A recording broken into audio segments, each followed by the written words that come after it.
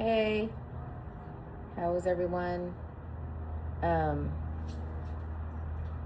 I'm at home, sitting out in my backyard, trying to keep my dogs from bothering me while I do this. Um, One in particular. It's been a couple of days. I posted the other day. I was in New York, and for business, and a little bit of pleasure and fun, and it was everything. I love New York. New York is one of my favorite places ever, and it is a place that just feels oddly like home. It's a place that I had a fascination with from when I was young. I was born and raised in California, so I'm a city girl to begin with, and so California to me is like the ultimate. New York is the ultimate city for me, like the ultimate city girl place. I love everything about it. When I first went, which was a long time ago, like it just has its own life force, its own energy, and I just love that about it. And I love the shopping. I love the people. I love the matter of factness of people on the East Coast, and it's just something about it I just love. So I was there for work, but then I also was visiting a friend of mine who lives in this really great place. I think I posted it. I call it Pleasantville. But came home this morning, tired as shit. 3 hour time difference kicked my ass, and I always try to take an early flight so I can get some time back, and I can get a little bit ahead of the traffic there, because from her house to the airport is, I think without traffic it's like 45 minutes, and with traffic it could be upwards of almost 2 hours, because it's just bad. So on the way, I don't have any control over coming home, going, because I always leave on the very first flight out and still don't get there till 2:30, 3 o'clock, and so you're right with the rush hour traffic. But coming home, I try to take the early flight, so at least I don't have to have traffic going to the airport. But we went to see Jill Scott last night. Her and her husband surprised me and bought tickets to go see Jill Scott, who was like, girl, like just, I love Jill Scott. And I've always loved her from the very first album. We saw her very first tour, my husband and I, 3 times. 3 times. Like, we saw it. It came to the Universal Amphitheater. Was it the Universal Amphitheater, or it might have been? No, it was the other one. It was up in the hills of Hollywood. Not Hollywood Amphitheater, but it's another one. I can't think of it. The Greek? Maybe it's the Greek. We went to see it at the Greek because it's outdoors. We ended up buying 2 tickets. So we saw her. She was there for like 5 days, I think. So we saw her like the second show and the 5th show. And then she went everywhere else that she went, and ended up coming back to LA, and we bought tickets to see her again. She was that good. And since then, we've probably seen her a couple of times. We saw her 2024, I believe, when she did the 20-year anniversary tour of the first tour. She was supposed, I think the exact 20-year tour was supposed to happen, but it was in the middle of COVID, so she ended up having to push it back. But anyway, we went to Memphis to see her because our sister-in-law works for the Orpheum Theater in Memphis, and we had her get us tickets, and we were front row, just like phenomenal, front row. It was amazing. And so this next tour, when it came out, we didn't rush to buy tickets. My husband was not a big fan of her new album. And so he was like, we just saw her, she's probably going to do, a few of the new songs, but it's going to basically be the tour that we saw 2 years ago, which it was. But while I was in New York, my girlfriend and her husband, the week that I was going to be there, she was in town for 3 nights, Thursday, Friday, Saturday, and she sold out all 3 nights at this big King Theater, I think it is, and in Brooklyn, in Flatbush, and beautiful theater, humongous theater. And she sang her ass off. Like, it was, I think it was better than when we saw her 2 years ago, because she put it down. She did. Her voice is like butter anyway.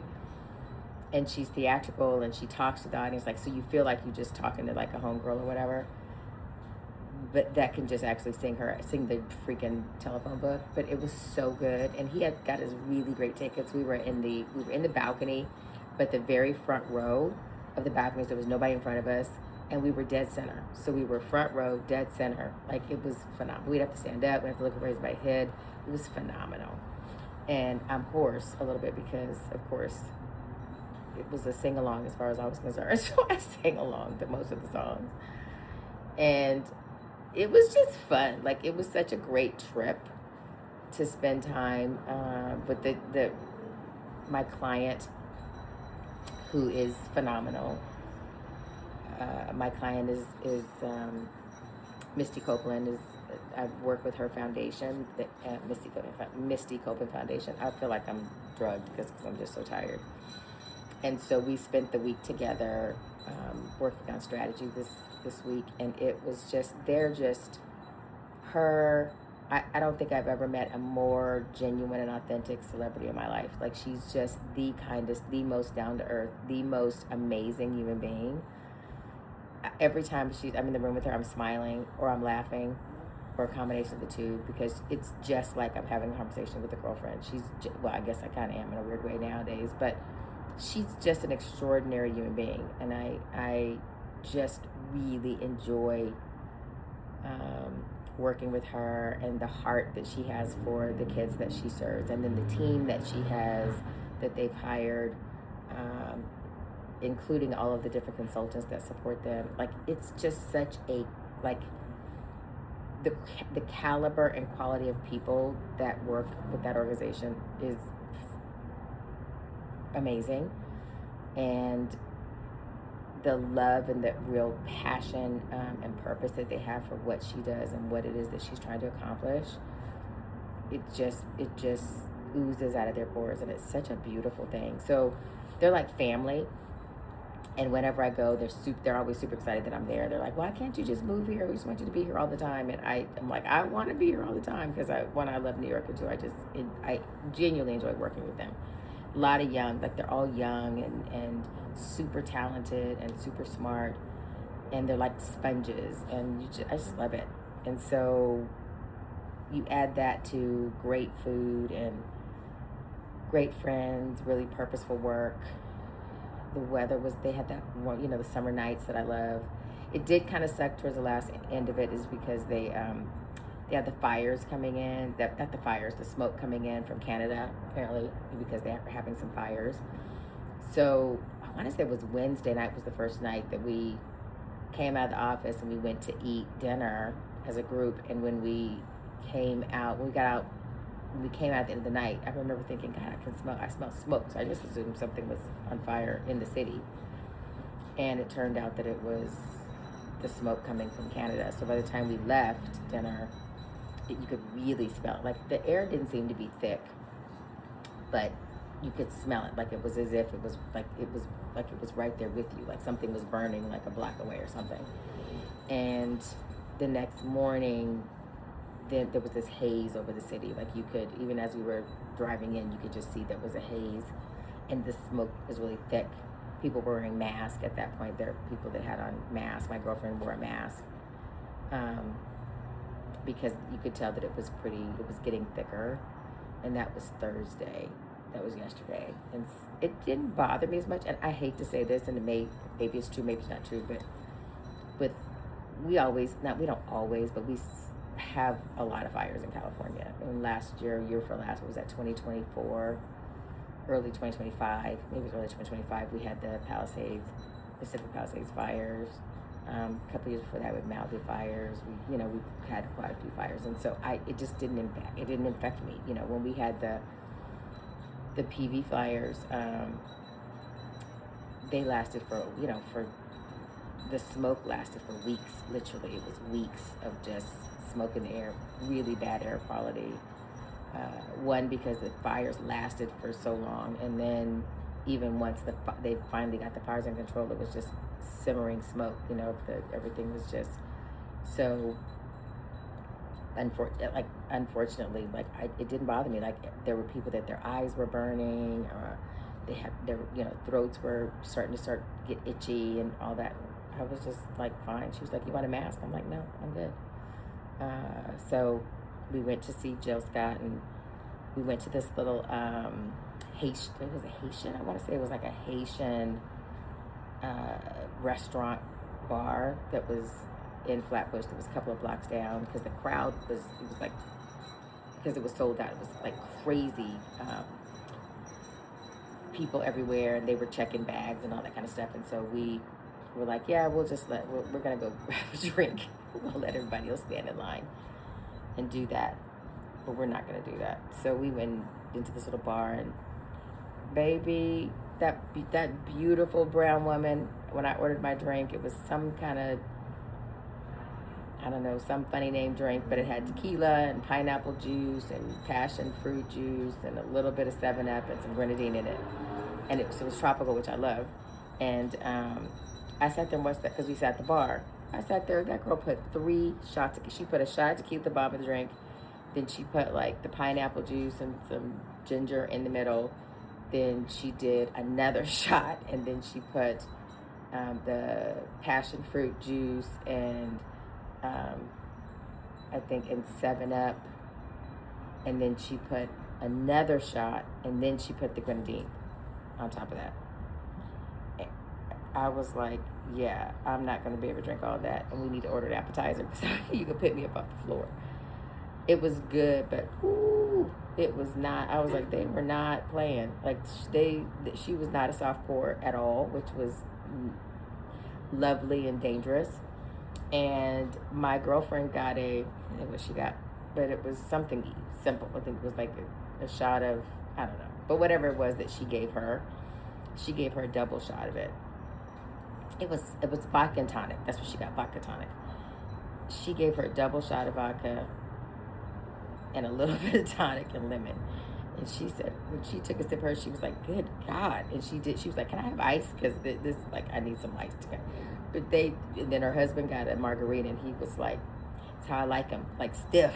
And they did not, it was not a light pour at all. But they were so nice, and so, and there was a lady in there talking, oh, you guys going to the concert, blah, blah, blah.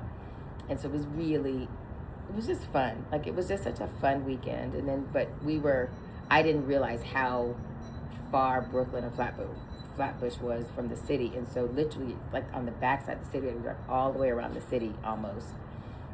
It felt like that because I was taking pictures out of the back seat because it was so pretty. It was by that time, like, it was like the perfect picture from that side of the island, the other side of the island. And so I was snapping a couple of pictures. Like, I've never seen New York before, and I've been there a dozen times or more. And so we're talking, we're singing some more Jill Scott, and we get a little bit further, and they're like, oh, look, there's another shot of the city. And I was like, wait a minute, we just drove for 15 minutes. I just took, what are you talking, what part of it? Oh, that was lower Manhattan. That was downtown. Now we're uptown. I was like, good Lord. I was like, clearly, I'm not getting my my New York card anytime soon because I don't know the difference right now. But we didn't get back to their house until like midnight, I think it was, and then I had to pack because I had a car coming to pick me up at 5:30 in the morning. And so I didn't go to bed until probably after 1, after packing and saying my goodbyes and the whole 9 yards because I wasn't going to wake them up, which I never do. I think I crawled in bed. It had to have been 1 something, and my alarm was set for 4:30, which meant if I was lucky, I got maybe 3 hours of sleep. And then I got up and showered because I had to shower because I was not going to be able to function and make it to the airport, which was great. Still took a little bit longer. It's funny because I usually I had an 8:30 flight home. Usually I take the 6 o'clock or the 6 o'clock or the 7 o'clock flight home. But because I knew we were going to this concert, I took a later flight so that I could get a little bit of sleep because normally had I taken the 6 o'clock flight, I would have got up at 3 and had the car come pick me up at 4:15. So I was like, well, I'll have the car pick me up at 5:30. This I can sleep until 4:30. Yeah, that still wasn't enough. It was still 3 hours. I guess I should be happy because had I gone earlier. But I could totally see the difference because when I have them pick me up at like 4:15, 4:30, I'm solid to the airport like in 45 minutes. Like it's like nothing. And the airport's empty. That's the other thing. The airport seemed to be, the airport is a lot. I'm sorry, the wind's blowing. The airport is a lot more empty, right? Like when I came home in March, I took a 7 o'clock flight. Car picked me up at like 4:30. I got to the airport. I had to check a bag. I checked my bag. I think by the time I got out of the car, checked my bag, got through security, it was like 15 minutes. Like it was so quick. Today, baby, today, it took us about an hour because we left a bit early because I was ready to go and the car was out to pick me up. So I left. It was supposed to pick me at 5:30. I loaded at 5:20. We made it to the airport probably about 6, right? Probably about an hour, probably right around 6:15, 6:20 when we got to the airport. And when I went into the airport, I wasn't checking a bag, but if I could tell you, it was crazy. Like there were people, you could barely move. There were people from one end to the other end. I'd never so happy I had TSA PreCheck because the line from TSA PreCheck was like the time that they talk about when there was no TSA. That line was so freaking long. I was like, where are all these goddamn people going? I mean, it literally was almost the length of the ticket terminal. Like that's because it's like the TSA check-in is almost like at the far end, past all of the kiosk or all of the the I don't know what it's called, ticketing agent, all the ticketing things. It's at the end, but the line went from where it started all the way down past the ticket agency to where you would start going on your way into the next terminal. That's how long that line was. And then it did the whole winding in between. I said, oh baby, I was glad I had extra time, but then I just kept walking and walking out. I said, finally asked myself, where's the TSA PreCheck? She was like, oh, keep going, and it's like, on the other side of that. And when I got there was nobody in TSA PreCheck. I was like, thank God. So I went through that really quickly. And then I went and when I was there, everybody was talking about this something pickle, some restaurant. I can't even think of the name of it now. And that does these biscuits and sandwiches or whatever. And I had never heard of it. And walked into the airport, and lo and behold, they had one. So I had an hour to kill, and so I sat down at the bar and had some coffee and had a sandwich, had a egg and cheese biscuit. I don't know if I'd ever eat it again. It wasn't bad. It wasn't good. I don't know. It's funny because sometimes you eat at a restaurant, at the actual restaurant, and then they put one in the airport, and the airport's not as good. So I might would try it one more time because it wasn't bad. To be as proud as it was, the service was pretty good, and but the food was meh. But the service was good. I sat there for a little bit. I was on a podcast a couple of weeks ago, and so the podcast launched. So I sat there and listened to the podcast while I killed some time, and then walked down to my gate. There was a guy that had, an older man, I think they said, had fainted and hit his head, and so paramedics, literally right at our gate, the paramedics were there helping him. And then I think I sat there for maybe 10 minutes and we boarded. And it was a little bit, all the flights, like when I booked the flight, or when I checked in yesterday, I had the row to myself. But that whole flight was sold out. So I ended up having two young people next to me. But it was an uneventful flight, which is what you want. And I made it home safely.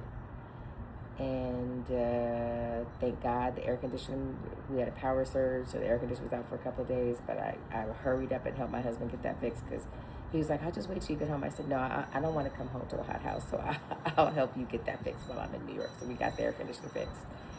So the house is cool, and it's a beautiful day. That's why I decided to sit outside, and I'm trying to hold on as long as possible before I go lay down, because once I lay down, it's a wrap. But it was a good week. The devil was busy a little bit here and there before I left. And, there was, a few little things at work that tried to bubble up, of which we just didn't let happen. And we survived another week. It was a beautiful week. I hope everybody else, I posted from there, so this is just kind of like the I'm home. You may see me sitting outside more. I always post sitting outside when I'm in Palm Desert, but I never thought to sit outside outside in our own backyard and post. So you'll probably see a little bit more of that for the rest of the summer. But next week I'll be back off to Sacramento. My aunt is having a carpal tunnel surgery, so I'm there with her. So you will likely see some less flattering photos or recordings of where I'll be walking like I did last time. But it'll be hot as hell because it's hot in Sacramento. So I hope everybody has a good weekend. If I don't post again, I may post again. We'll see how it goes. The game is on Sunday. I'm not really that thrilled about it. I'm totally pulling for Spain. So we'll see. I hope everybody had a good rest of the week. Look, I'm talking crazy because I'm tired. And I'll log back on soon. Take care.